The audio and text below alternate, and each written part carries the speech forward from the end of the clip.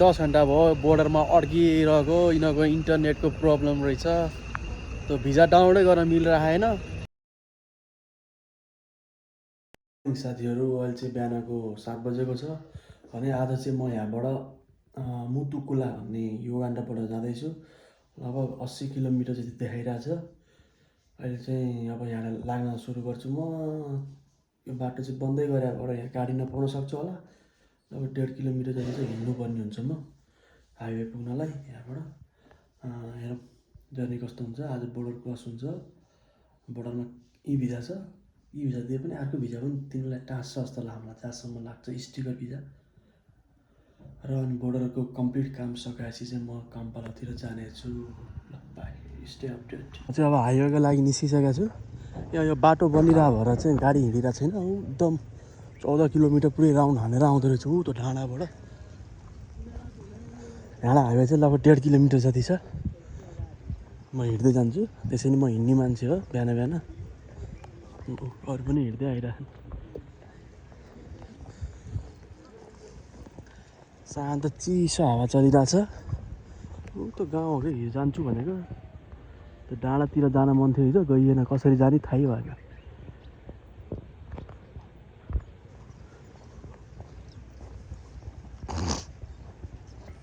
Develop हुँदैछ ठाउँ चाहिँ होस्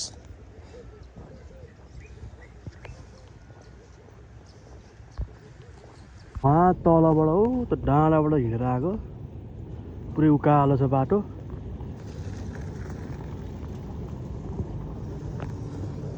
लगभग 1 किलोमिटर हिँड्यो अब 300-400 मिटर बाँकी छ त्यही छ अगाडि हाइवे आइयो लगभग 15 मिनट लाग्यो होला लगभग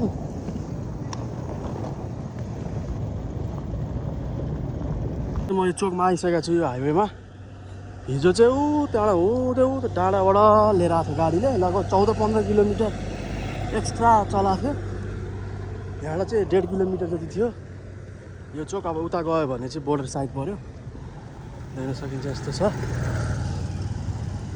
गाडी छ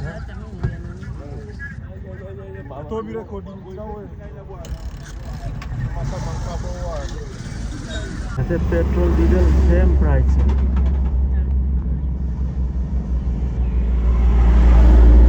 धेरै फरक छैन जम्मा 1 रुपियाँको फरक छ पेट्रोल र डिजलमा नेपाली 1 रुपियाँको फरक छ 4070 र 4056 भनेको 14 रुपियाँको डिफ्रेन्स एक नेपालीको 17 रुपियाँ छ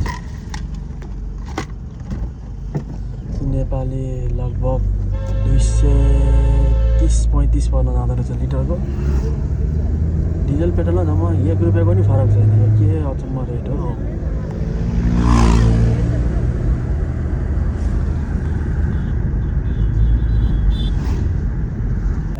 पुलिसले रोकेर चेक गरिरहेको पुरै अगाडि डिक्कीभरि सामान रहेछ क्या चेकिङ भइरहेछ पुरै चेकिङ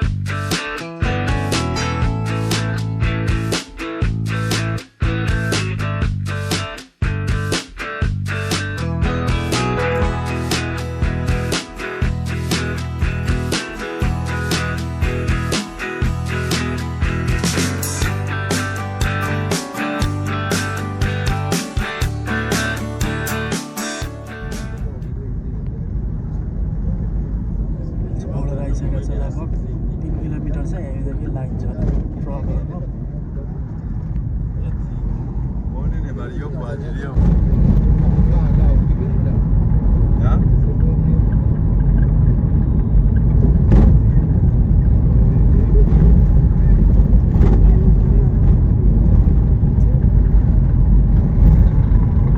आइसकेको छु एकदम धुलो छ रोड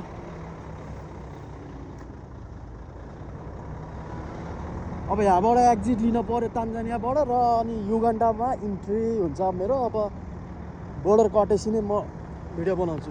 बोर्डरभित्र आइसकेको छु, यो इमिग्रेसनको पिच्चमा छु, यस्तो छ देख्न सकिन्छ। म चाहिँ अहिले युगान्डा छिरेको छु। युगान्डा इलिगल्ली हो क्या यो, फेरि छिरे युगान्डा आइसकेको छु। मसित उनी छैन, भिजा त्यो प्रिन्टै भएन, भिजा त्यो प्रिन्ट मिस्टेक त्यो भएर मेसिन त्यहाँ नचलेर 3 घन्टा भइसक्यो स्टक भएको।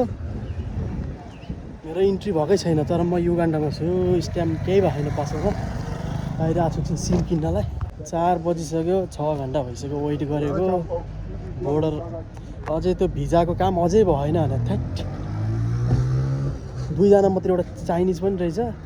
चाइनिज र म, चाइनिज त भर्खर आयो, त्यो नि अड्किन पऱ्यो। अब कति बेरसम्म बिचमा एकचोटि चलेर रहेछ, बाहिर खाजा खाने कहाँ बेला पऱ्यो हौ।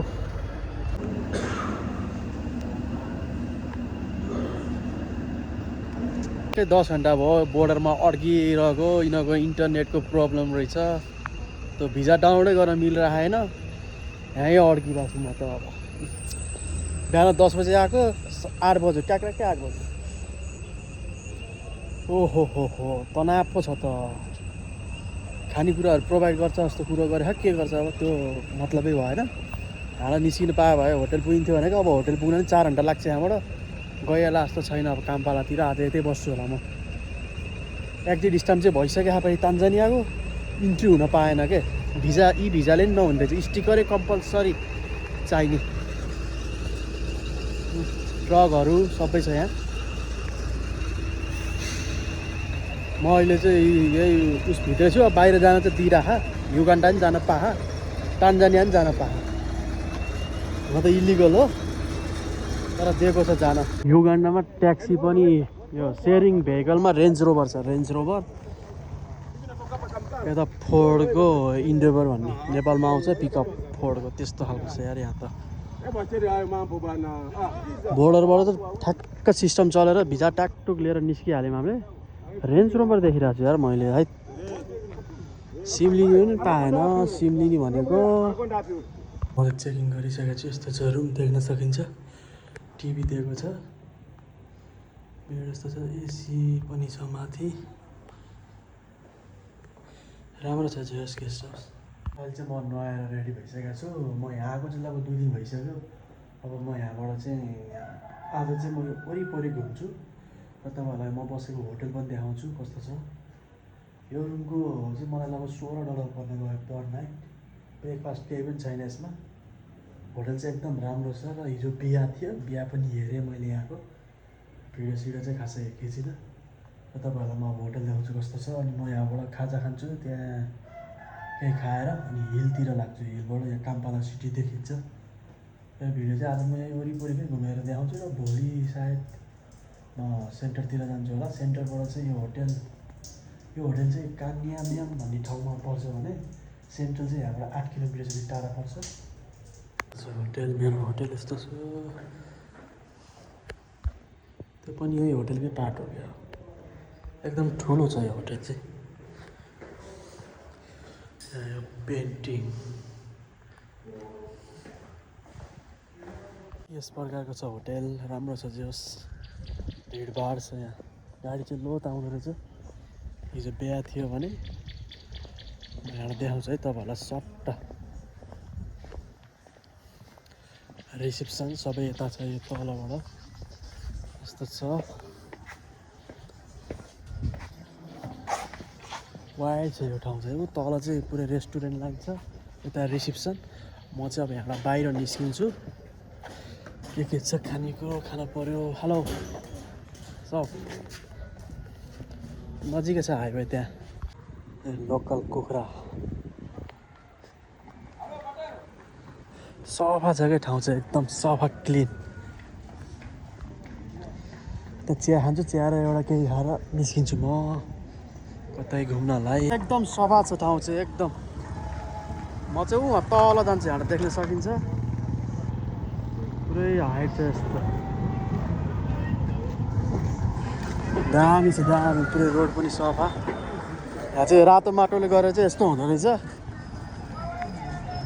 यहाँ पाउँछ जस्तो खानेकुराहरू मिल्क टी खान पऱ्यो आज। Hello, do have milk tea? Milk tea, yeah milk tea option त छ त फेरि। मैले खाएको चाहिँ यही हो, यो 1000 रुपियाँ पर्दो रहेछ। यो चाहिँ यहाँ चपाती पनि छ, जुस छ, यो समोसा देख्न सकिन्छ, तर यो चाहिँ बिफको हो, खाएन। यता अर्को भेज पनि थियो, अहिले बिहान भएको भएर रहेनछ केही पनि। चिया लेखेको छ तर यहाँ रहेनछ। यस्तो चाहिँ 3500-3600 भनेको चाहिँ $1 बराबर हुन्छ भने नेपाली 150 रुपियाँ बराबर हुन्छ। चाहिँ मैले यो खान लाग्छु। यो के हो? यो हिजो नि खाएको थिएँ। यो कस्तो भन्दाखेरि यो के को पत्ता लगाउनै सकिनँ। खाँदा चाहिँ जस टेस्ट आएको छ, मिठो छ। यो पक्कै पनि यो आटाको हुनुपर्छ। यो सिधा चाहिँ सिटी जान्छ भने मेन सिटी सेन्ट्रल। यता चाहिँ म हिलतिर जाँदैछु। उकालो उकालो देख्न सकिन्छ बाटो। फोहोर चाहिँ यहाँ कहीँ देखिँदैन। फोहोर त्यस्तो फोहोरै छैन यहाँ, सफा छ एकदम। वाकिङ यो चाहिँ यहाँ बोडा धेरै देख्न सकिन्छ। यो पठाउ भने जस्तो बोडा भन्छ, यहाँ पनि बोडै भन्छ, तान्जानिया पनि बोडै भन्छ क्या।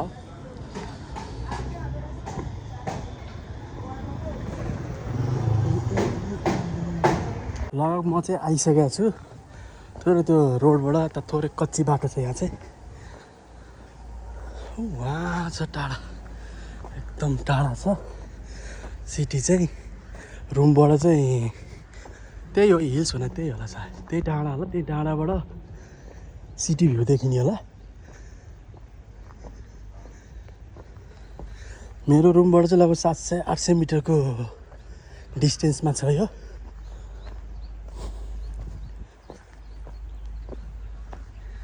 यस्तो चाहिँ पुरा सुनसान गाउँ एरिया जस्तो, नेपालको पहाडी क्षेत्र जस्तो भइरहेछ।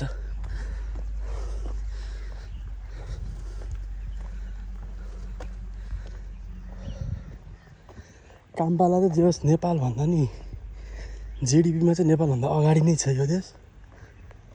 हाम्रो देशको जिडिपी चाहिँ 44 बिलियन हो भने USD, काम्पालाको चाहिँ 50 बिलियन प्लसै छ क्या। तर हाम्रो पर क्यापिटा इन्कम चाहिँ हाम्रो अलिकति अगाडि छ यिनीहरूको भन्दा। एकदम यो ग्रोइङ भएर एकदम फास्टेस्ट ग्रोइङ कन्ट्री हो क्या यो युगान्डा पनि। नयाँ इन्फ्रास्ट्रक्चरहरू एकदम बनिरहेछ क्या यहाँ। भने हिल्स यही नै हो, यही डाँडा हो। लगभग 20-25 मिनट हिँड्यो होला, 20 मिनट जति हिँड्यो होला। म आइपुगिसकेको छु। पुरै रातो माटो छ क्या यहाँ। यति डाँडामा पनि त्यो बोडा भन्ने बसिरहेको रहेछ यहाँ पनि। यहाँ चाहिँ काम्पाला सिटी मजाले देखिन्छ। तपाईँहरूलाई पनि देखाउँछु। अहिले चढ्दैछु, पहाड चढ्दैछु, पहाड।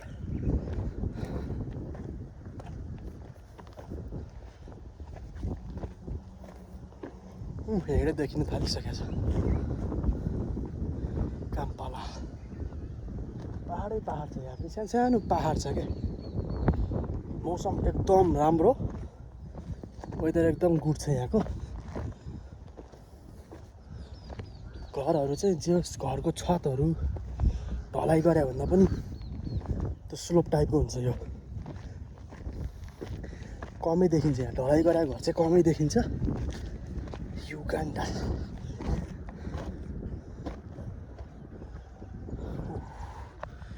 डाँडा आइपुग्यो। अझै माथि जान्छु म।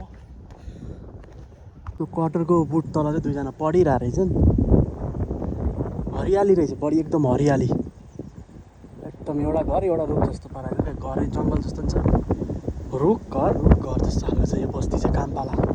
त्यो टपमा पुग्छु, एकछिन बस्छु, भ्यू हेर्छु र म अनि फर्किन्छु।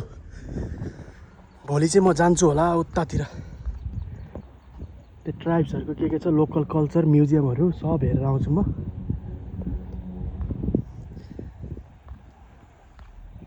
हेर यस्तो देखेछ भने चाहिँ अझै माथिबाट झन् कस्तो देखिने हो। उँधो पनि रहेछ के हो त्यो र म माथि गएर अझ पुरै राम्रोसित देखाउँछु है तपाईँहरूलाई कस्तो देखिन्छ काम्पाला सिटी यो हिलबाट सायद यो हाइएस्टै पोइन्ट हो कि क्या हो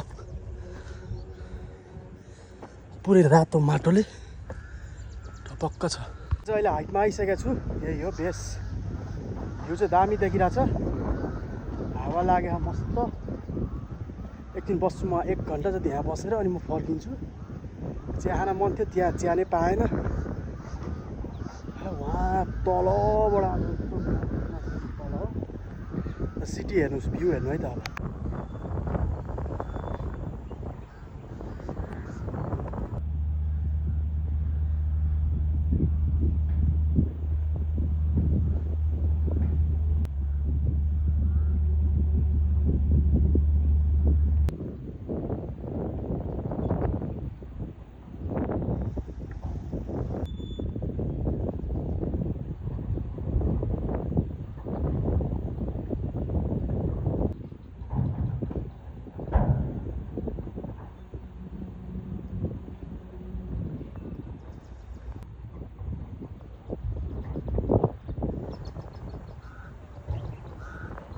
आएको चाहिँ लगभग आधी घन्टा भइसकेको छ भ्यू हेर्दैछु घाम चाहिँ लाग्ला जस्तो चाहिँ छैन वहाँ मस्जिद देख्न सकिन्छ वहाँनिर मस्जिद रहेछ मस्जिद कुन साइडमा छ यता कता मस्जिद छ एकदम आनन्दको भ्यू छ यार यो कस्तो खालको काम्पाला चाहिँ कस्तो रहेछ भन्दाखेरि पहाड सानो पहाड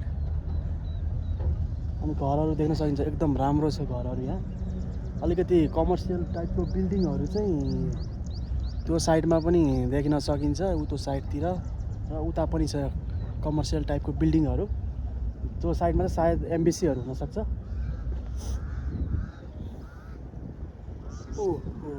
आनन्द आयो ल कस्तो मजाको ठाउँ यार यही हो काम्पाला सिटी नै यही हो ल यति नै छ गोलो सानो पहाडले बनेको विकास चाहिँ जियोस् भइरहेको छ एकदम तीव्र गतिमा डेभलप गरेर चाहिँ घरहरू चाहिँ कस्तो घरहरू चाहिँ मलाई अर्कै लाग्यो क्या राम्रो खालको बस्ती फुटबल खेलिरहेको देख्न सकिन्छ घरहरू यस्तो छ क्या घरहरू यहाँको छत चाहिँ एउटै रातो कलरको टिनको रहेछ प्राय टिन र त्यो इट्टा जस्तो हुन्छ नि के हो त्यो मलाई थाहा भएन यस्तो छ ल